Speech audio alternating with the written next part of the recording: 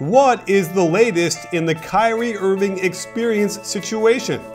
How does Carmelo Anthony fit into all of this? Why has the free agent market dried up so quickly? The only question left is, say it with me, you in?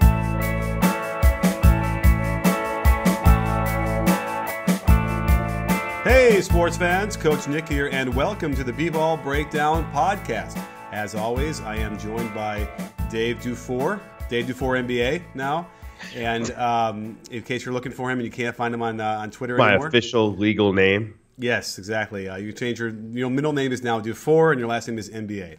That's right. Branding. Yes. So we are here to talk a little bit about everything, and not a lot has gone on over the weekend, but certainly a couple things have popped out with the Kyrie Irving situation. And I guess that's what we're calling it, right? It's not an experience; it's a situation, right? Yeah, I think it's officially a situation at this point. We get the timeline of events in that ESPN piece, the Windhorse piece, and so I guess he let him know a couple weeks ago. Not before the draft though, like you and I said he should have. If he had an inkling, he should have let him know as early as possible. But he did let him know a few weeks ago, and now there's a rumor, or at least I guess Kyrie's people think that LeBron's people are leaking this. So it feels like it's just going to get ugly. Right. Well, it has been. When I was doing some research to do a video on this, it did seem somewhat compelling that there was evidence that the Cavaliers were shopping him around the draft anyway, independent of him requesting a trade. So it could very well be that he heard about that, got wind of it, and then said, "Oh, I want to be traded now because after all I've done for you, and I won you Game 7, basically." You want to trade me now? Then I want out of here too. Although I went through a lot of other stuff in the past, it turns out he's been kind of wanting out for a while in different pockets of these seasons since LeBron came back. Right. Well, remember when he signed his extension, he signed it under the belief that he was going to be the guy in Cleveland, whatever that means. I assume it meant that he wanted to be the best player on a team that won about 35 games a year. Ouch. I mean, that's just the truth, man. Like, Kyrie Irving is a good player, but Kyrie Irving is not a franchise changer like LeBron James or fair enough. A guy like that. I won't argue with that, but would you like to take a trip down roster lane and look at who he played with and who coached and all that stuff? Oh, no. Absolutely. I get it. But I'm just saying that they don't have the team they had, that next season if LeBron doesn't come back. They don't make those moves to get Kevin Love. They don't sign the ring-chasing vets. So you don't get the success that he's had over the last, 3 seasons unless LeBron comes there. I'm sorry. I don't think that's it shouldn't even be controversial. Because, I mean, look at Andrew Wiggins and the development that he's made. Do you think, is he a good second banana for Kyrie Irving? I don't think so. I think it would have been a weird fit. So. Oh, right. I mean, it would have been okay, but I'm just thinking that, you take take another top tier guy, and by the way, we can take Melo, and we can look at who he's been surrounded with, and I think he might actually. This came up, at some point where Melo might win the award for worst roster around him for a guy that good for his whole career. I know he had a little bit of success in Denver, but it was really. And even when they had a decent team in New York for that 1 year, it was still sort of like, the corpse of Jason Kidd and some other random pieces. So, when you compare that to guys like Steph and LeBron, and Michael and all those guys, it's like, would a team be really good if Kyrie had, a couple other really good players to play with? I don't know, man. I think it's tough. I think you've got to have a really, really great roster around Kyrie. And this is, again, not a knock against Kyrie. I think Kyrie is a good player. I just think that if he's your best player, your ceiling is at a certain spot. And I don't know if that's, maybe that's a 7 seed. Maybe that's like 45 wins, something like that. I don't know what the ceiling is. We haven't seen it, especially not a fully formed Kyrie Irving. So, I'm not trying. It sounded a bit harsh to say 35 wins, but I'm just thinking about what it was when before LeBron showed up, and of course David Blatt was there, so maybe David Blatt gets more out of Kyrie Irving and that roster than he did when LeBron got there, because maybe he gets a chance to actually coach. I don't know. I mean, it's tricky. Yeah. Okay, we can go a lot of places with this one. So, all right. Well, either way, we can't really get into hypotheticals that much because we simply don't know. I think that a lot of these guys who are really good, and I don't know where we want to put Kyrie. Is he top 15? I would say safely top 30, probably top 25, but I don't think top 15. I need to look at the list, but he's certainly like, I would say he's got to be like top 25. And the problem what's maddening about him is that, offensively, he's got to be top 15, right? If you only count offense, right? Yeah, absolutely. I mean, he's one of the best scorers in the league. Right. And then what's maddening about it is that there are times when he can really make great plays defensively. He just doesn't do it. Now, part of the problem is his injury issues are well documented, but it's also possible he's playing hurt a lot too and sort of banged up. And that's where the defensive stuff goes away a lot of the time where you don't have that energy. So, it's been tantalizing. He's shown us, especially in big moments, some really great defensive plays. So I'm confused about him on that end. I talked about this a little bit the other day when I mentioned that if somehow the Cavs could get Eric Bledsoe in a deal for Kyrie, that there's a chance the Cavs actually improve. And people were like, well, wait, you think Bledsoe's better? No. I think Kyrie's a better player, like if you separate them, but I think that for what the Cavs need, Bledsoe's a better fit. He's a good spot-up shooter. And he really can defend, and that's something that they miss out on. I think that what Kyrie brings for them is a huge luxury for them, the ability to score one-on-one and stuff like that, and that's great because it keeps them in a lot of games that they probably wouldn't be in, and has won them a title that they probably weren't going to win. If he wasn't there for their title, they don't win it. I mean, he was electric. But I think what Bledsoe could do is make them a little bit more even because you've got good defense at the point of attack. You still have other issues that you got to fix, but I think that Bledsoe comes in and there's not a huge drop off in terms of quality of the team overall. Right. And your ceiling to me increases a little bit because of his defense. Yeah, it's a fit thing. I think that the best example I can give you on that one was back in the first year of the Lakers three-peat with Shaq and Kobe. They had Glenn Rice in that team, and Glenn Rice did not fit. He would not accept the role he needed to play in the triangle, and I kept saying that year, I'm like, they just need to trade him for Steve Kerr. And, of course, Steve Kerr is not better than Glenn Rice by any stretch of the imagination, but he would fit better. And they needed a guy who just catch and shoot, which is also a bummer because if Glenn Rice just would have caught and shot it, just like been a guy like that, oh, my God, he would have shot 55% from three. But the point being that it's a fit thing. And I feel like it's very hard a lot of times for fans to sort of wrap their heads around that and understand that we're not talking necessarily about one-on-one versus a team fit.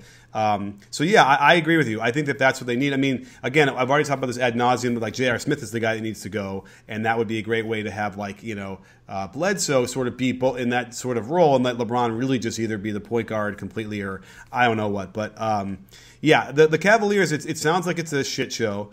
And you can take your pick on what's going on. Whether it's Kyrie found out that they were going to trade him and he says, well, get me out of here anyway. Was it that Kyrie knows that LeBron is leaving next year and wants to get out early? Which is just a little bit weird to me because I think I would have just said, you know what, I want to go to the finals again and then we'll deal with it. I don't see why that isn't an option. Yeah, and then let's not forget not bringing David Griffin back. Griff was the guy who sort of – I think he massaged all these egos and kept everyone in check. I mean, this was his job, and he did a really good job at it, not to mention putting all these pieces around Kyrie and LeBron. So I just think that sort of threw everything into flux, and now you've got the situation that you're in, and it stinks because it really seems like it's not going to be reconciled. I mean, it looks like Kyrie's going to have to be traded. And if you're Cleveland and you're thinking about the future, you're really in a bad spot because – you may lose Kyrie Irving this summer, due to a trade, and then lose LeBron next summer. He's not willing to commit beyond this year. And so I think that's a really tough spot if you're the team. And, it sounds like the craziest shit. But, Nick, I'm with you. I think that you got to start talking to LeBron and say, look, we want to trade you. Although, wait, I'm just seeing this report, which I hadn't seen before. Glad I pulled up Real GM. And their news aggregator, LeBron has said that he is not going to waive his no-trade clause. So you're stuck with LeBron for the season. Well, yeah, but that's what you say to maintain your leverage, you know, and you don't waive the trade clause. You simply say, all right, I will go to that team, right? Right. So I feel like there's a wiggle room there. I mean, not really, but by the way, how great it would be better for LeBron, because rather than LeBron leaving by his own choice and then burning jerseys again, he could be like, "Whoop, they traded me. What can I tell you?" Now, I guess he does need to release that clause, but like, there's a lot of political wiggle room in there for him. Better though, so than just leaving outright. You know, I don't think we're going to get the burning jerseys. I mean, if we could kind of fast forward a little bit, I just don't think we're going to. I mean, if you look at sort of the way things have been managed, first he won a title, and I think that matters as far as, you know, your legacy in Cleveland. And then you look at the way the team has been mismanaged by Dan Gilbert, and losing Griffin was such a huge thing for this team.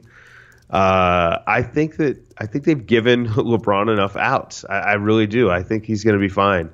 I was discussing this last night with some of my players, because they all want to know, hey, what's LeBron going to do next summer? And you know, I told him, I was like, I really don't know. I could see him staying.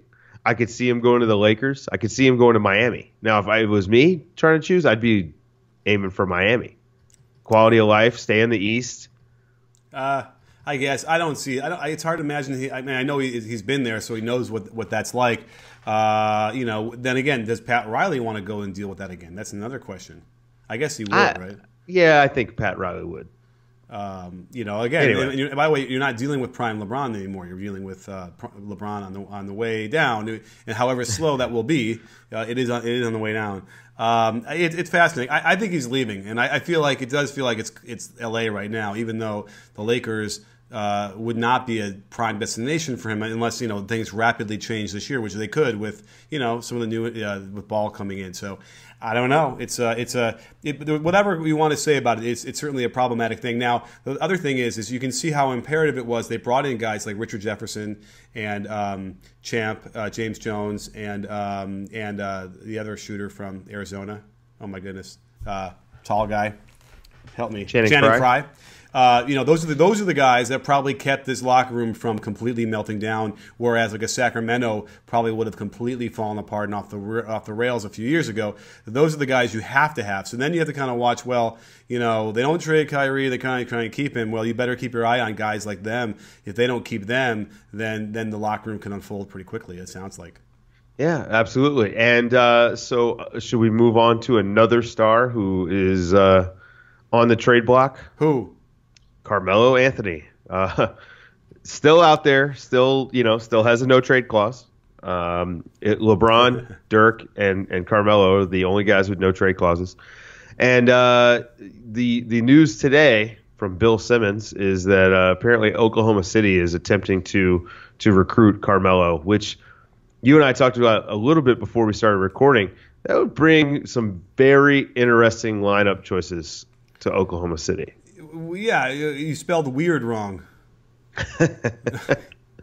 I don't know. It's weird, you know. So okay, let's throw this out there. What the lineup could be or would be. You got Paul George and Melo fighting not to play power forward, alongside Adams and Russ, and then I think we're thinking that Robertson might end up starting in that lineup, and so. That's an interesting thing because defensively, right, there are a lot of things you could do with that lineup. And it would probably cause some trouble for people on the other end as well. Yeah, it's either going to be Robertson or it'd be Patrick Patterson. And I know Patterson actually likes coming off the bench. Yeah. So I'm not sure how that would work out. But think about what you have to give up if you're OKC to get Carmelo. I mean, you know, Cantor is definitely in the deal. Probably, but I'm not even sure the Knicks want him. Right. Probably Abrinas, Hustis, and a first-round pick. I would imagine that's where it starts. You know, you've got to do – because they're over the cap, you'd have to do Cantor because you need to get as close to the salary as possible. Yeah. So I don't know that it makes much sense for OKC. I think that you lose some depth. I mean, Cantor is probably – he's overpaid, but he's still a useful piece for them. I mean, he was good for them off the bench last year. So, I mean, his defense is a dumpster fire, but offensively, what he can do and on the glass, That's valuable to them. Yeah, until they get to the playoffs and they say, hey, we're going to run screen and roll with him every time, which is funny because teams don't do that necessarily in the regular season as much, so he doesn't get exposed. But then again, the argument could very well be, he just need, like, I thought that they yanked him way too quick in the playoffs last year. I believe, like, guys like him or JaVale, well, JaVale's a better example, but, like, just give him, I know they might score twice in a row on him. Give him, like, 5 possessions just to see if he can figure something out with his body and the way he moves and whatever. You know, chances are, right, if you're going to play 5 possessions, they're only going to score on 2 of them anyway. I mean, in theory, right? Like, you know, unless it's layups every time. Yeah. But yeah, so it's like, to me, I feel like there's just such a quick propensity, especially in the playoffs, just to yank guys like that and just shut it down completely where, you know, I remember, like, you know, it's like the Phil Jackson thing where he won't call timeouts a lot. You know, lets the team figure it out. And meanwhile, everyone else is like getting their hands in a bunch because they like this. We have to stop this. But at any rate, so you got to include Cantor, which makes sense because salary wise, do you have the salaries? What is Melo making? I think Melo is making about 27 right now. Yikes. Okay, and then Cantor's 18, maybe. Cantor's around 18. These are all just off the top of our head.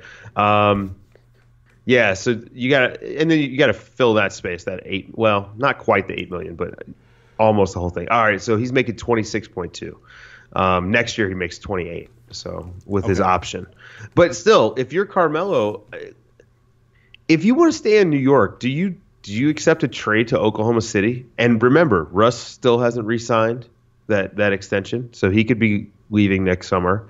Paul George is a free agent next summer. If you're Carmelo, like, why would you want to take that trade? I mean, like, it doesn't pass the smell test to me. I still think Houston or Cleveland are the 2 most likely places. I don't know. I don't see it happen. I think by the start of the season, Carmelo's still in New York. Okay. And also it's the notion of he's probably already envisioned himself in Houston and playing with those guys. And so it's like, you know, guys tend to get, you know, humans get sort of, they have an idea and a picture in their head. And so it's already kind of solidified for him and probably in a way that, you know, trying to convince him of a very, very tenuous situation in Oklahoma City would probably be almost impossible. So you never know. It's weird. But certainly, you know, even like what we've heard about the Oklahoma City itself, doesn't seem like it's a city that like Melo would want to live in for him. Only for him specifically, what we heard and what he likes. So it's like that's the other issue. So yeah, it seems like a fake news to me. Yeah, and then a lot of people were throwing out like Kyrie to New York, like in a multi-team deal. I like that actually. I think Kyrie and Porzingis would work pretty well together. It'd be a pretty lethal pick and roll. I'm not sure what would happen or what would have to happen to get that deal done. You'd have to think like, again, you'd probably bring in Phoenix because they have a lot of young assets. So you maybe could send Ntilikina to Phoenix and, you know, Bledsoe to Cleveland and Carmelo to Cleveland and Kyrie to New York. And I mean, it gets complicated, but I feel like when Kyrie gets dealt, it's going to involve 3 or 4 teams. I just think that's how it's going to work. The Cavs are looking for, you know, some young talent apparently. So, and I wouldn't be shocked if we see Kyrie and Carmelo involved in one deal. Yeah. I mean, yeah, it's interesting because, like, to me, it seems like, you know, the Spurs are the ones who should get involved with this, and they should trade for Kyrie. I really feel like that would be what they need to have any hope of competing with the Warriors, and that makes a lot of sense to me. I see a lot of young Tony Parker in the style of Kyrie, and although better shooting. So, does he move the ball enough? So I mean, like, that's the thing about Tony Parker is that, you know, while he, you know, was a pick and roll point guard and certainly scored plenty, he also moved. He was a good ball mover. I don't know if Kyrie is good enough at moving the ball. Now maybe culture change, he comes in and does it. I don't know. But the other thing is, if your language is if what we're hearing is true, if the language is I want to be the guy on my own team, San Antonio seems like a poor fit for that kind of guy. Yeah, which is why I don't know if that's really his motivation, honestly. I mean, I feel like you have to now decide, well, what is true of what we've heard? Is it true that he said he wanted to be the man, or is it true that he wanted to go to the Spurs? Because those are both kind of opposite things. So I guess I'm just going to choose to believe that the Spurs were on that list that he wanted to go to, and that just speaks more volumes to me anyway. And I think he could do it. I mean, I think he could see. They could show him what Tony Parker did and how he's able to mesh and figure that out. And I don't know. I mean, remember, in their offense, it's a they dribble, you have to bring it over and then pass it, and then you're into it. And then all of a sudden, he can get a lot of great shots out of that. And there's certainly he wouldn't be worried about other teammates not passing him the ball back. That's certainly a worry on a number of teams once you give that ball up, but not on the Spurs. So I don't know. Yeah, I said that's true. So yeah. I'm just looking for a way to get the Spurs to take another step, because they lost Simmons, which you don't think is as big of a deal, I guess, because they can replace him. We secretly replaced Jonathan Simmons with Rudy Gay. Let's see if they notice. I don't know. I think they will notice, right? Although it might be better. Who knows? He could be better than Jonathan Simmons without question after Achilles. I think we're gonna like Rudy Gay in that 4 spot a lot, and we're gonna see him. I bet we would see him there more than anywhere else. Thinking about how to get Kyrie to San Antonio, I wonder if that's the way that they move LaMarcus Aldridge. Do they find a home for Aldridge? I mean, because again, if the Phoenix stuff with Aldridge is true, like if Sarver really wants Aldridge, like he wanted him 2 years ago, then maybe you could still pull Phoenix into this and make something work. I don't buy that. Yeah, go ahead. I was like, I don't buy that Phoenix actually still wants LaMarcus Aldridge. Right. Well, there is another seem team to have committed that back in the day that wanted Aldridge not long ago in New York, and that could be part of it as well, right? Where they could send Aldridge to the Knicks, Melo to Cleveland, Kyrie to San Antonio. I don't know. Does that sound insane? If Phil's not there, do they still want Aldridge? I don't think so. I just don't think so. I don't know. I don't know what they do with Aldridge. I got to be honest with you. I don't see a place to move him. It's too bad, because Aldridge is he is he's the dinosaur. Him and Melo are sort of the last two dinosaurs not wearing helmets in the NHL, and so it's too bad, because there is a lot of value to what he brings, and he does help you. And we liked his defense a lot last year. I felt like that was not a negative for them. So he can help a lot of teams. But I don't know. I think we'll have to wait this one out and just sort of see as things trickle in, or as this happens, we can analyze it better. But I don't know. What else is going on in the world of the NBA? I guess Mo Spates is signing with the Magic. Okay, that's the other big news. We're in the dead part of the summer. This is probably when we need to start talking about guys like Luka Doncic. Oh yeah, well, I'm doing a video on him right now. Hopefully, getting it out by tonight. And I also don't be concerned, Korkmaz fans, because he's coming up too very soon. The Turkish contingency is very excited about that. But by the way, there are still a number of pretty good free agents out there, which is why it's still so strange that it's that quiet. And I think we could talk a little bit. I mean, did we talk about the smoothing issue and how dumb that whole thing ends up being? Yeah, it really kind of shot the players in the foot by having all that money last summer. I mean, the market completely dried up this year. I mean, maybe you wouldn't have had the huge signings that you got last summer, but I think that guys overall would be making more money. A guy who's still out there, he's a restricted free agent, is Nerlens Noel. Still doesn't have a contract. Doesn't even have an offer sheet. So Dallas has their offer sitting on his table. The qualifying offer. Right. Oh, I see. So anybody can beat that, and then they have to deal with it. I mean, that's interesting, because there's a guy who for sure would help a lot of teams. Yeah. Ian Clark, still a free agent. And you and I thought he was going to get in the 8 to 10. We thought he was going to get 8 to 10 million this year. Yeah. And you know what? It's almost too bad, because if they had waited on Nick Young, there was no hurry to sign Nick Young. The Warriors could have let Ian Clark hang out to dry a little bit, and then realize, oh crap, there just isn't a lot of money for me. I think they could still bring him back. They go over the cap, right? Yeah. But that's interesting too. But then again, they still wouldn't be able to offer him as much money as like anybody else. But then again, nobody else is offering him any money, at least as far as we know. I'm sure he's got offers they're just looking at, right? Imagine. Right. But so Michael Green's still out there. Gerald Henderson's still out there. I mean, I'm just trying to focus on guys that I think make sense, like in the modern NBA. Right. And by the way, last year's spending spree isn't just going to affect people this year.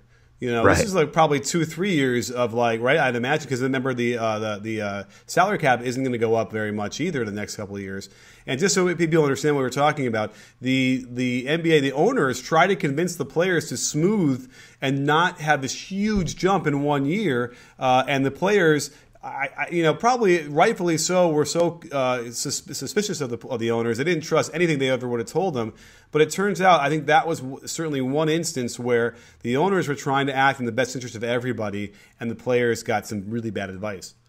Yeah, absolutely. Especially now that we have the power of hindsight. Because I was one of the people that was anti-smoothing, because I just thought, you know what, I'm with the players, get their money, right? It's owed to them, get the money. But I think that the smoothing with the escrow deal, I think that made a lot more sense now that I've had a year to kind of see how the market dipped, because they didn't anticipate this. They didn't anticipate spending as much as they spent last summer. That's why they thought the cap was going to be larger this year. And by larger, I mean going into the beginning of last season, they were thinking that the cap might be $109 million this year. So an extra $10 million, which would completely have changed the dynamics of this entire summer. So, right. And then by midseason, it was tempered down to about 102, and then we finally settled in that 99 that we're at right now. And I mean, it's just it's a completely different world. But there's so many guys. I'm looking at the list, and there's so many guys. I mean, there's Mason Plumlee, who's a restricted free agent, which people thought he was going to get 10 to 13. Yeah, it's really, really weird. And there's hardly any teams that have cap space, or like significant cap space anyway, right? Yeah, there's going to be a lot of these guys signing for minimum deals, like 1 year make good type minimum deals, maybe signing for like the mini mid level and things like that. So there are tools for teams to be able to sign guys beyond a minimum deal. There's the biannual exceptions and all these other things, and highly recommend going to Larry Kuhn's CBAFAQ.com if you want to kind of dig in on what all these things are. But with that being said, there's still some players out there. So there actually are some contributors out there. I mean, Aaron Aflalo is still out there. Yeah, no, I know. There's a lot of players out there, and I think certainly by this time in any other year past, those guys are signed in the first like week or 10 days, easy. And here we are, end of July, basically, right? What's the date today? 20-something. 24th. And and there just doesn't seem to be any momentum at this point. Like, I think none of the teams, their qualifying offers are sitting there, and nobody sort of wants to beat them, and force anybody else to make a decision. It's strange. I guess maybe everyone's sort of sipping pina colada somewhere and having a little vacation. Sounds like a good time to me. JaVale McGee still out there. Dwayne Dedman's still out there. Yeah, I hope JaVale goes back to Warriors. I really feel like one more chance and to learn a little bit more and get comfortable, and he could challenge Zaza easily for that starting spot. Oh yeah, I agree. I think by the end of the season, Damian Jones will be challenging for that starting spot. He looked really, really great at Summer League. Yeah, he looked like he was in shape. He was getting on the court fast. He was nailing some jumpers from the outside too. I mean, it's not fair. Yeah, for the Warriors, but they just keep getting better. Well, I mean, and that's the hallmark of a good team. And now that we've hit our Warriors, we've hit the Warriors spot for the week. Yeah, I think that's probably about it, right? Yeah, I think that's it for today. I'm hoping we get some more Kyrie Irving news by the end of the week, because if you're Cleveland, you have to strike now. Like you want to get your roster set, I think, by the middle of August, because you want to move on and start filling out your roster with these minimum guys. You want to be talking to Aaron Aflalo about coming in. Like you need to settle the Kyrie Irving stuff first, I think. Yeah, I agree. And again, the one team that we had hoped for that could even challenge did nothing in Washington. right? Basically, no moves. I think Otto Porter is going to come. They re-signed him, right? I think, right? Yeah, they did 4 years, $106 million. And then they picked up. Didn't they pick up another guard? Or is Bogdanovich coming? Where is he going? Bogdanovich is going to Indiana.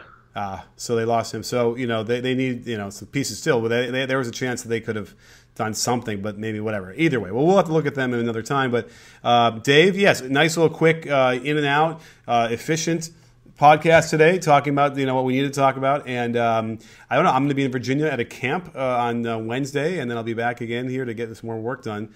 Anything coming up with you? No, just podcasting, trying to get work done. Preparing for the season. Yes, getting some of my guys in the gym. That's my hope for the next couple of weeks, because we've been out of the gym for like a month. Okay, do that, make it happen, and we'll check in with you later this week. And don't forget, sports fans, that B-Ball Breakdown, we're not a channel, we're a conversation. You in? Are you in, Dave? Yes, I am.